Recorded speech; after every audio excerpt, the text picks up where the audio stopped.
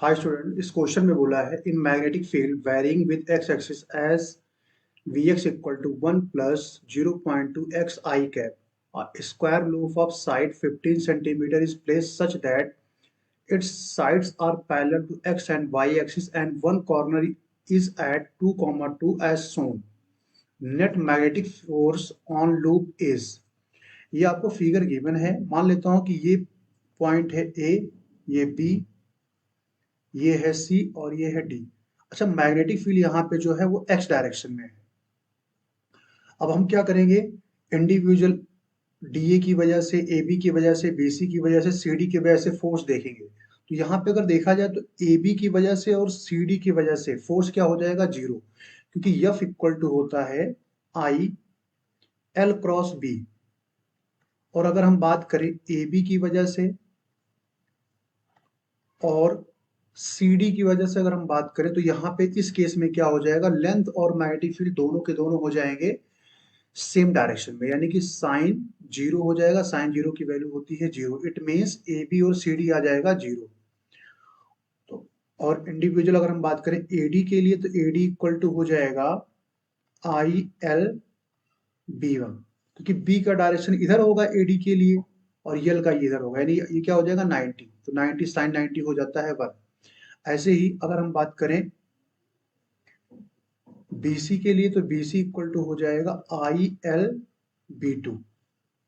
अच्छा, एडी जो है वो एडी का इसका डिस्टेंस कितना है, यहाँ से एक्स जो है वो 2 है।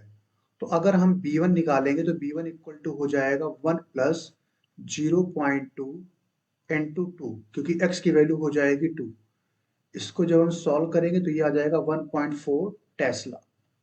और ऐसे अगर हम B2 की बात करें तो B2 जो होगा BC वाला, ये वाला जो लाइन होगा, अच्छा ये पॉइंट जो है इसका कोऑर्डिनेट आपको दे रखा है 2, 2 और ये कितना है 15 सेंटीमीटर, यानी कि अगर मीटर में करेंगे तो 0.15 हो जाएगा, यानी कि टोटल जो बन जाएगा 2 plus 0.15। It means B2 equal to हो जाएगा 1 प्लस 0.2 इंटू 2.15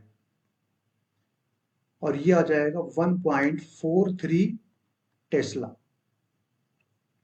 अब यहाँ पे अगर हम बात करें B1 और B2 के डायरेक्शन की, अगर हम बात करें तो दोनों क्या होंगे, अपोजिट डायरेक्शन में होंगे। इसका मतलब अगर आप नेट फोर्स लिखोगे, फोर्स की सिंपल अगर हम बात करें, फोर्स का डायरेक्शन जब आप निकालोगे AD और BC की वजह से तो दोनों क्या होंगे, अपोजिट होंगे।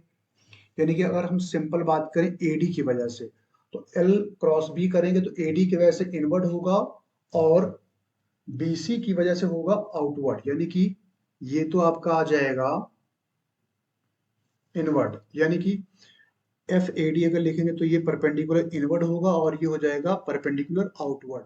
तो अगर आप नेट फोर्स यहाँ पे लिखोगे तो नेट फोर्स हो जाएगा I L B two minus B one. क्यों?